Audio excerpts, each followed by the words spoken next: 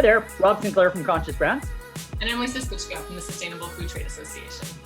Lisa and I just got back from some travels at Organicology and Expo West, and we had some great interviews with folks to launch our series of Shapeshifting in the natural products industry. Yeah, we did. And one of the first conversations we wanted to share with you is with Shauna Sadowski. She's head of sustainability at the Natural and Organic Operating Unit at General Mills and has a lot of great perspective on what's happening in big and small ways in the industry right now. Yeah, and one of the things I really like about Shauna, her message was just this idea that we need both big and small in order to start moving towards sustainability in this industry. Yeah, and ultimately how that connects to kind of like the macro perspective that really nature has, or the model that nature has for us. It has a little big, has a little bit of small, and it all works together to create some balance. So I liked that concept of nature as a teacher. Awesome. So without further ado, let's move towards listening to Shauna's words. Let's do that, because as she'll let us know, the time to act is now. Right on. Have a great day.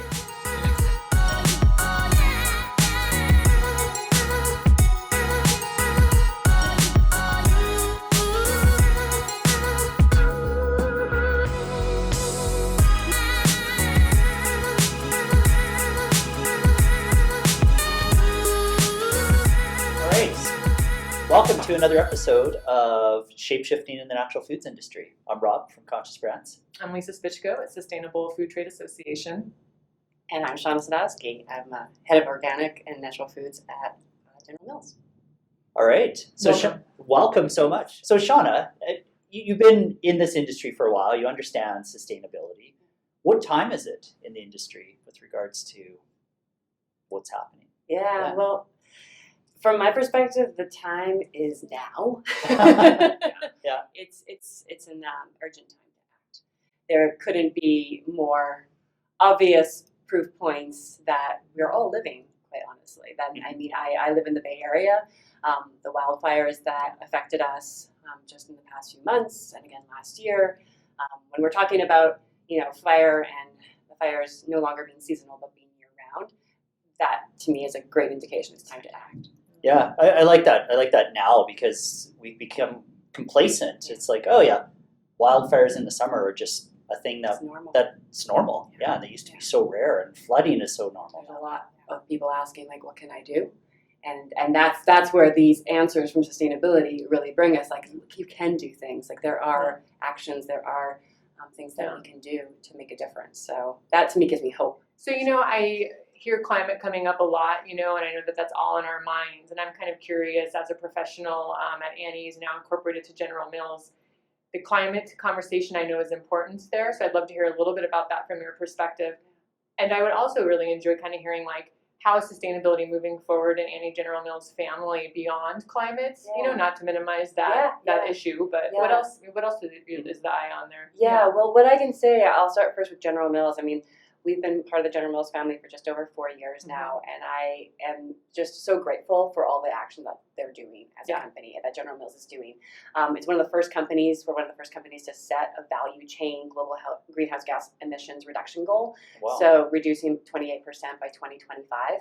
And that's really cool. And with that, there's obviously a lot of work to do, but the recognition of the importance of agriculture. Yeah. So that for me is it completely aligns with what we've been doing and had been doing before at Annie's. It's like we have to think about the farm. We have to think about the interaction between farmers and natural resources and energy systems. And so that is something that General Mills is taking and running with, which is also where we're starting to align more of our efforts, which is exciting because we see this opportunity in really looking at the farming communities and looking at it certainly from the greenhouse gas emissions reduction and carbon sequestration, but also tying this back to your earlier point, like the larger natural resources, the importance of soil, the importance of water, the importance of biodiversity, and in the case with farming, the importance of farming communities and the economic resilience of farming communities. Yeah. And so that's really how we're looking at the regenerative agriculture work and our efforts through Annie's, through Cascadian Farm, through Epic, through Muir Glen, also align with that. So we kind of see ourselves with those 4 brands as being an accelerator of proof points that all of General Mills can do as well. And General Mills is doing a lot also from an investment standpoint, so supporting groups, whether it be the Soil Health Initiative, and putting some funding efforts there through the Nature Conservancy, and also trying just to raise awareness on the importance of soil. There's some rock star brands in there, like with Epic and Annie's and Yeah. Pure Blend, like, and just bringing that powerhouse of minds together Yeah. to really, harness that collective wisdom for good Yes. moving yes, forward through yes, sustainability. Yes. So you talked about, the regen, you talked about building farmers' communities and the supply chain.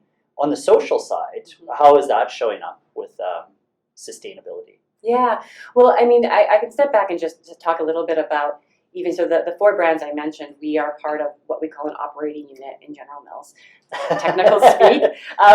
What we have done, though, as we've come together, is we've actually called ourselves a distinct name. We call ourselves the Triple Bottom Line Operating Unit, or 3BOO.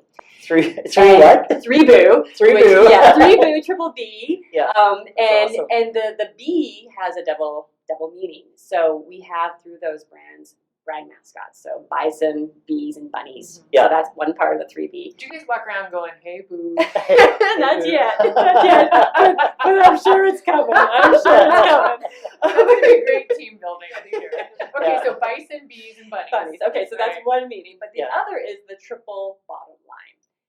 And looking at what we do and what we are setting out to do as a group of brands to drive change, recognizing that what we do is connected to planet, people, and profits. So we want to be a viable business from a profit standpoint, but we can only do that if we do it with people and planet in mind. So we are looking at ways that we can elevate the importance of people all along the way as it relates to the planet, but also as it relates to profitability. I was talking recently with Kyle, the CEO of Organic India, and he kind of had a comment of something to the effect of, you can't really have regenerative agriculture if you aren't thinking of regenerating communities Right, as well, exactly, right? Like it's exactly. ultimately Yeah. hand in hand, Yeah. whether it's domestic or international. Yeah. And I really Exactly. heard that resonating here. Yeah, absolutely. Well, and I think especially again, bringing this to the farming level, we feel so strongly that the farmers and the economic resilience of farming communities is critical to the future of food. Yeah. Mhm. And farmers don't make decisions to intentionally degrade the land resources,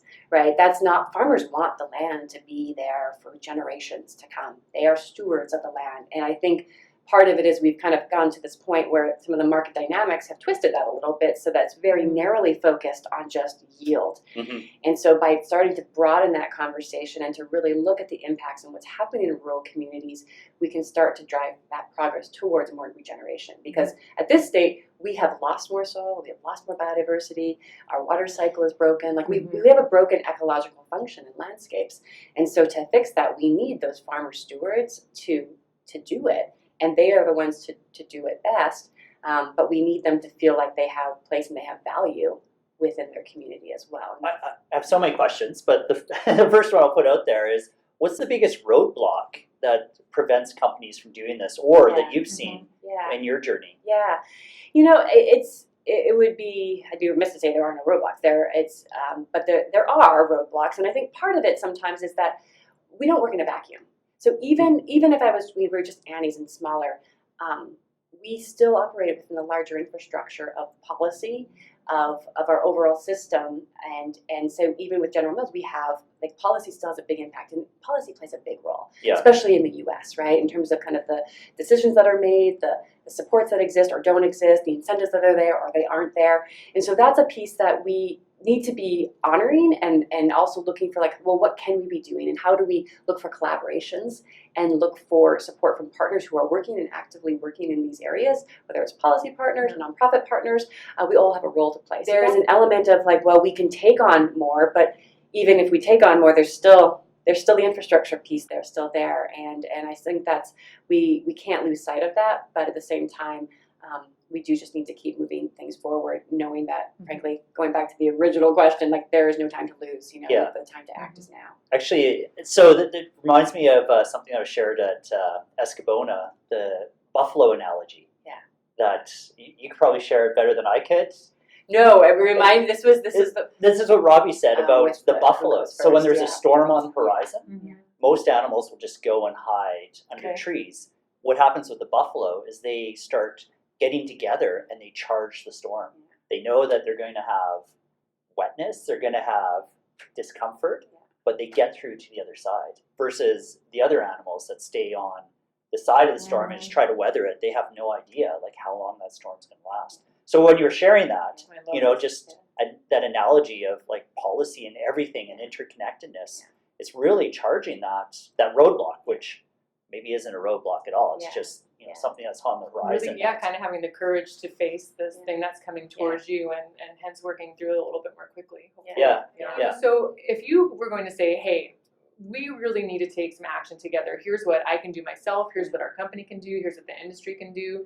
You know, pick that apart however you'd like to address it. I think that there's a need right now for scale. So I think of the need for big to be involved in doing things.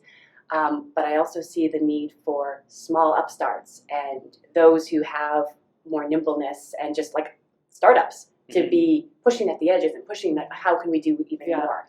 So we need big, we need small, we need bold, vocal voices on the need to act. I would like to see that more. There's just an element sometimes of naming it to make it normalized.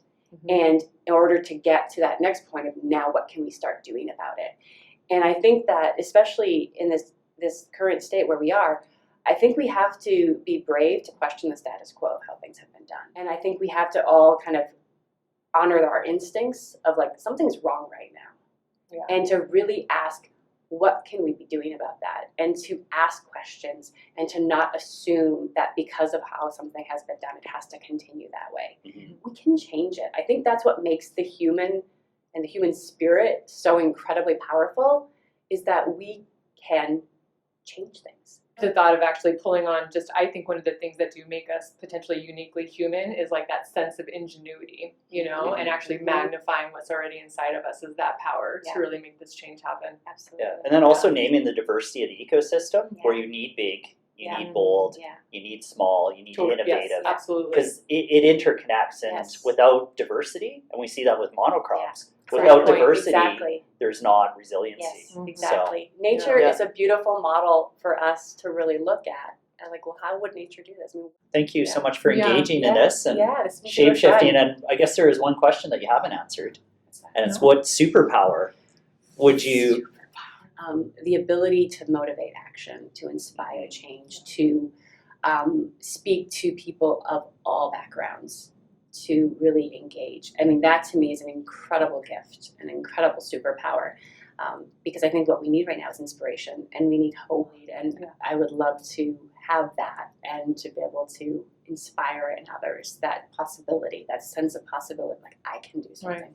Actually, somebody today said to me, I just read an article, an interview that Shauna had in, I forget if it was Greenbiz or Sustainable Brands. Sustainable Brands. Oh yes, I heard that today too. Yes, and then the comment to me was, and now I'm sitting right next to her. So I know that there's a lot of people who really admire you and the work that you do, so thank you for what you've already done. Thank you. And we'll see what more happens. Thank you. I appreciate it. Thank you for all your work and what you're doing. See you next time. Ciao.